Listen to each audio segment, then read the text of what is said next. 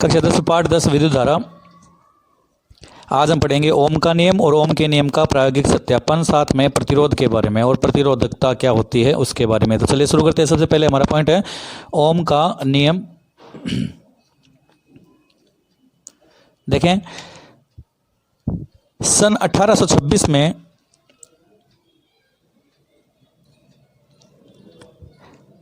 वैज्ञानिक, जर्मनी के वैज्ञानिक थे जॉर्ज साइमन ओम।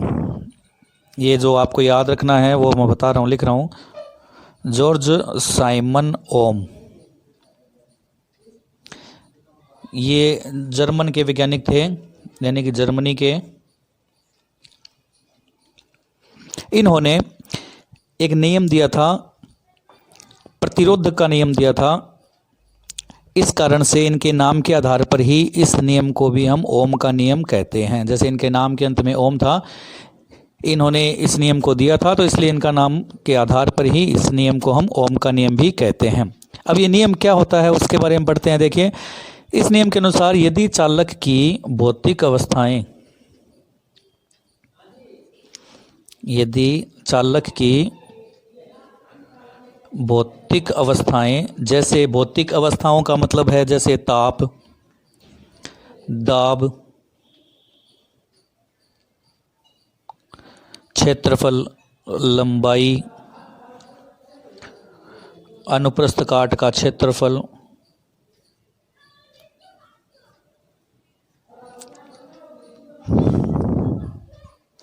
इत्यादि, ये स्थिर हो तो चालक के सिरों पर या दोनों जो बिंदु है उन पर, तो चालक के सिरों पर लगाया गया विभवांतर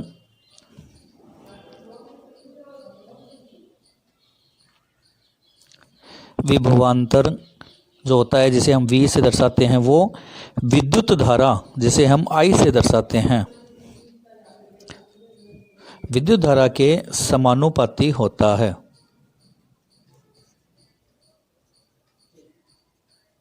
ये है आपका ओम का नियम। देखें, यदि चालक की भौतिक अवस्था जैसे कि ताप, दाब, लंबाई, अनुप्रस्थ काट का क्षेत्रफल आदि स्थिर रहे, यानी फिक्स रहे, नियत रहे, तो चालक के सिरों पर लगाया गया विभवांतर विद्युत धारा के समानुपाती होता है। अर्थात इसे हम लिख सकते हैं, जो विभवांतर है वो समानुपाती है विद्युत धारा I के। और यदि हम इसे बराबर करना चाहें तो ये R जो है समानुपाती के लिए, R एक नियतांक है।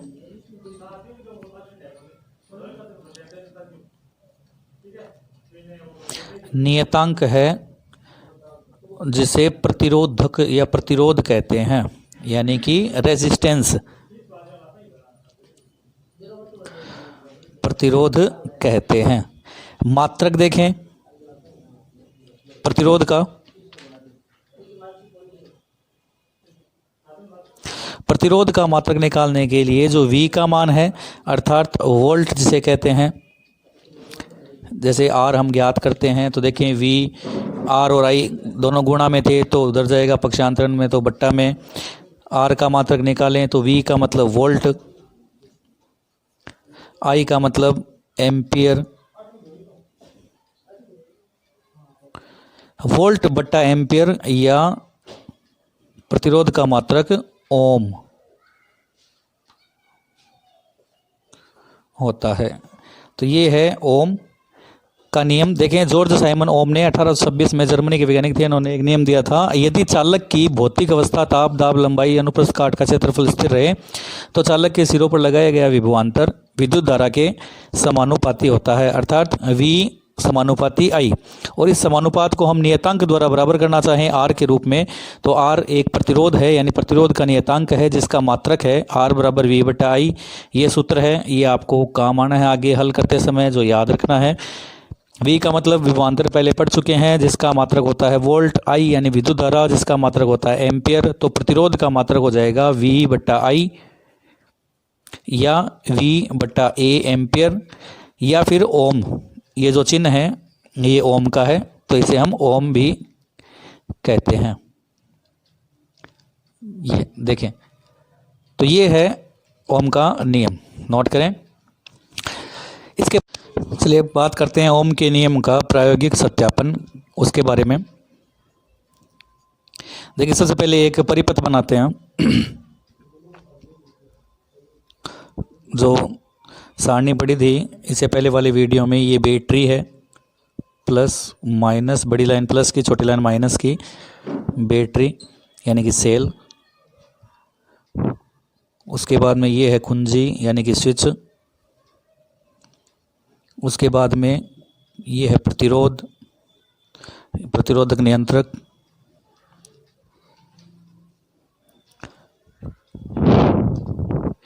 ये है एमीटर जो कि श्रेणी क्रम में लगाया जाता है। उसके बाद में है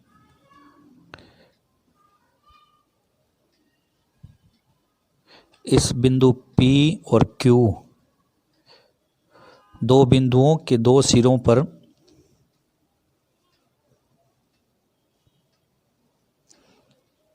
ये उत्पन्न विभवांतर, ये भी पहले पढ़ा हुआ है। ये V है, वोल्टमीटर, जो विभवांतर मापने का उपकरण है, जो कि समांतर श्रेणी क्रम की बजाय समांतर क्रम में लगाया जाता है। ये फिर से प्रतिरोध उत्पन्न होता है, नियंत्रण, धारा नियंत्रण करने वाला। तो ये एक सामान्य परिपथ है। तो देखिए बात करते हैं नियम के प्रायोगिक सत्यापन की। तो देखें कि परिपथ में एक सेल है, धारा नियंत्रक है, कुंजी है, उनको श्रेणी क्रम में जोड़ देते हैं मीटर के साथ। और अब चालक में या चालक के रूप में, चालक में उत्पन्न विभवांतर P और Q बिंदुओं के बीच में है, तो उससे को मापने के लिए वोल्टमीटर को हमने समांतर क्रम में जोड़ा है। तो चालक तार में विभिन्न मान की धाराएं प्रवाहित अमीटर से ज्ञात कर लेते हैं। विद्युत धारा का मान या विद्युत धारा का मापन जो है वो अमीटर नामक उपकरण से किया जाता है, और वोल्टमीटर जो है वो विभवांतर का मापन कर लेता है। अब विद्युत धारा यानी कि I और V यानी कि वोल्ट विभवांतर के मध्य यदि ग्राफ खींचा जाए,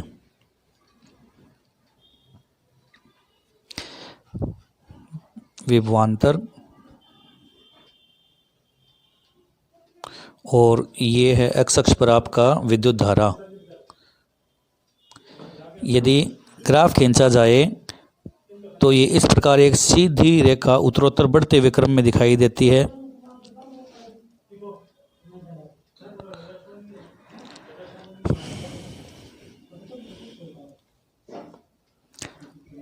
यदि ग्राफ से सिद्ध होता है कि चालक के सिरों के मध्य विभवांतर जो होता है वो विद्युत धारा जो होती है प्रवाहित होती है उसके समानुपाती होता है। अर्थात जितना मान विभवांतर का अधिक होगा वैसे वैसे प्रवाहित धारा का मान भी अधिक होता जाएगा।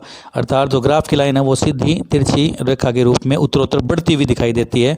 जैसे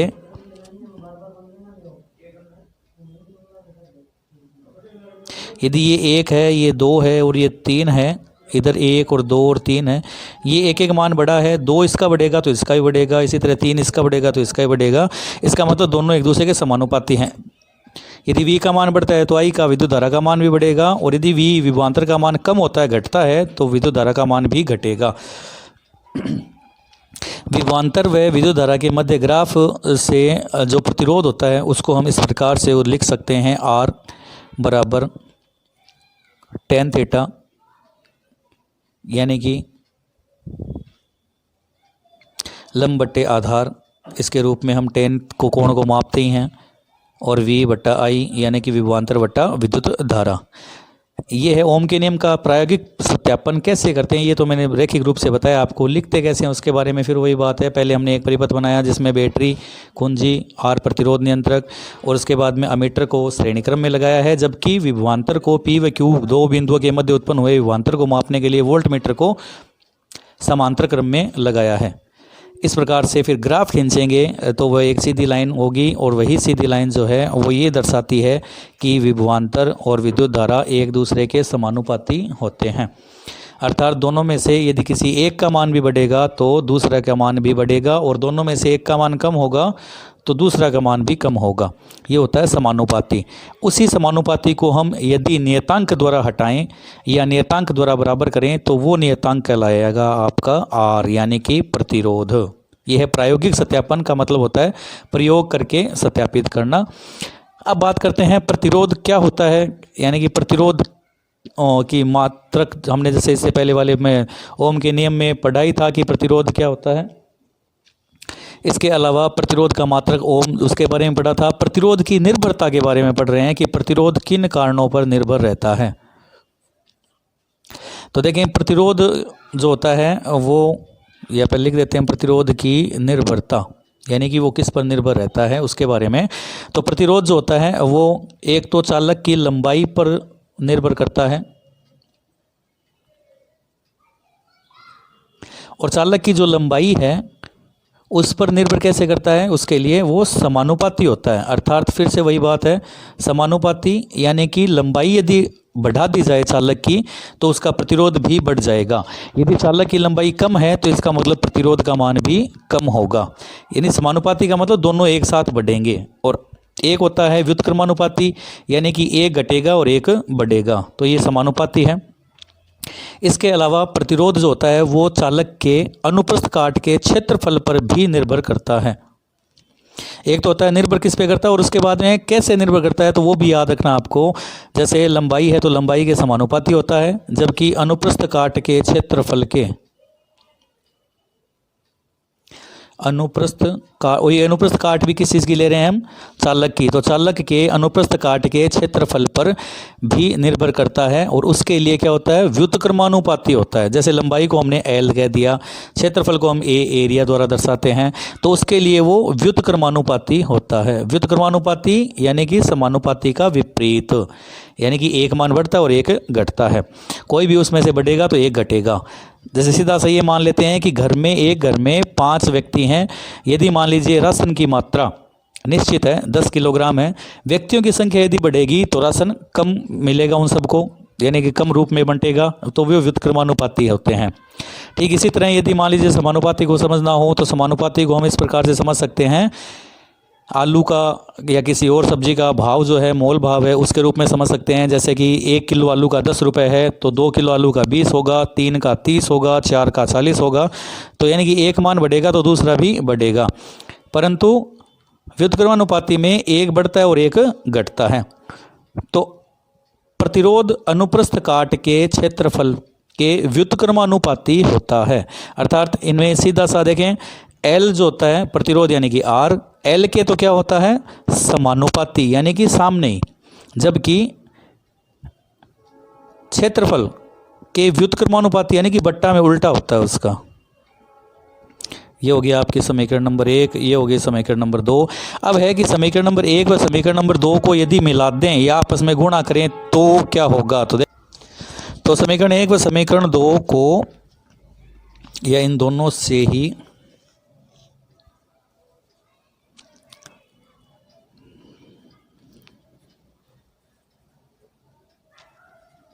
समीकरण 1 व 2 से R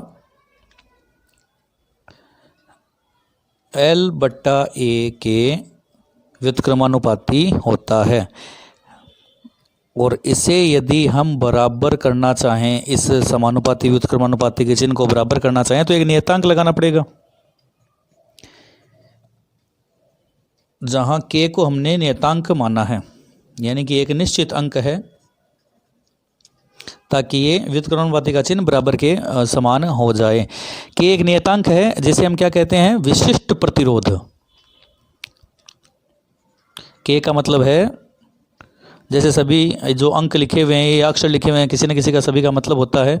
जैसे R है तो R का मतलब प्रतिरोध, L का मतलब लेंथ लंबाई, A का मतलब पृष्ठीय क्षेत्रफल अनुप्रस्थ काट का क्षेत्रफल एरिया, K है, K का मतलब है विशिष्ट प्रतिरोध, या हम इसे प्रतिरोधकता भी कहते हैं। K का मतलब है विशिष्ट प्रतिरोध या प्रतिरोधकता। इसका मतलब क्या होता है, यदि हम K का मान इससे K को बराबर रखें यहाँ तो क्या होगा, K बराबर R और साथ में जो आपका मान है यानी कि ये L/A है वो उस साइड बराबर के पक्षांतरण करेंगे तो A/L के रूप में हो जाएंगे, यानी कि उल्टा विपरीत हो जाएगा।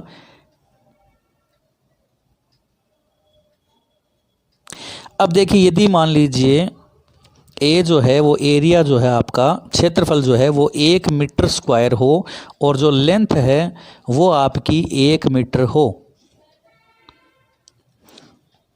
तो के की जगह के, आर की जगह आर। देखिए ए का मतलब भी 1 है, एल का मतलब भी 1 है, तो फिर के बराबर हो जाएगा आर के। पर साथ में मीटर जो है ना वो लगेगा, इसलिए के का मात्रक, के यानी कि विशिष्ट प्रतिरोध या प्रतिरोधकता, उसका मात्रक हो जाएगा आर का जो मात्रक है यानी कि ओम, और साथ में है मीटर, जिसे हम इस प्रकार भी लिख सकते हैं ओम गुणा मीटर। ये है आपका के का मात्रक यानी कि विशिष्ट प्रतिरोध का मात्रक।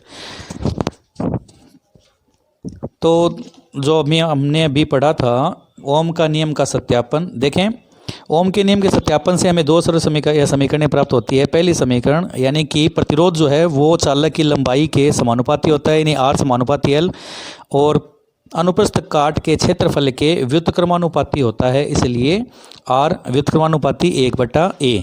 दोनों समीकरणों को यदि आपस में गुणा करेंगे तो आर समानुपाती L/A, जहां इस समानुपाती चिन्ह को हमने के नियतांक द्वारा बराबर किया था। के का मतलब है विशिष्ट प्रतिरोध या प्रतिरोधकता। यदि एल लंबाई 1 मीटर हो चालक की और एरिया क्षेत्रफल 1 मीटर स्क्वायर हो तो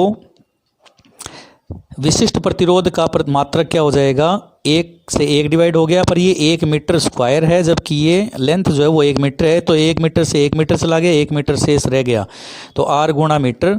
आर का मतलब ओम यानी कि प्रतिरोध पहले हमने पढ़ा था, उसके बाद में है मीटर। तो विशिष्ट प्रतिरोध या प्रतिरोधकता का मात्रक होता है ओम गुणा मीटर या ओम मीटर। विशिष्ट प्रतिरोध का मात्रक क्या होता है, ओम गुणा मीटर। ठीक है, तो ये था आज का टॉपिक हमारा ओम का नियम, ओम के नियम का प्रायोगिक सत्यापन। मिलते हैं फिर आगे एक नए टॉपिक के साथ, तब तक के लिए धन्यवाद। पढ़ें, नहीं समझ आता हो तो पूछें, नोट्स बनाएं और सावधानीपूर्वक बनाएं। धन्यवाद।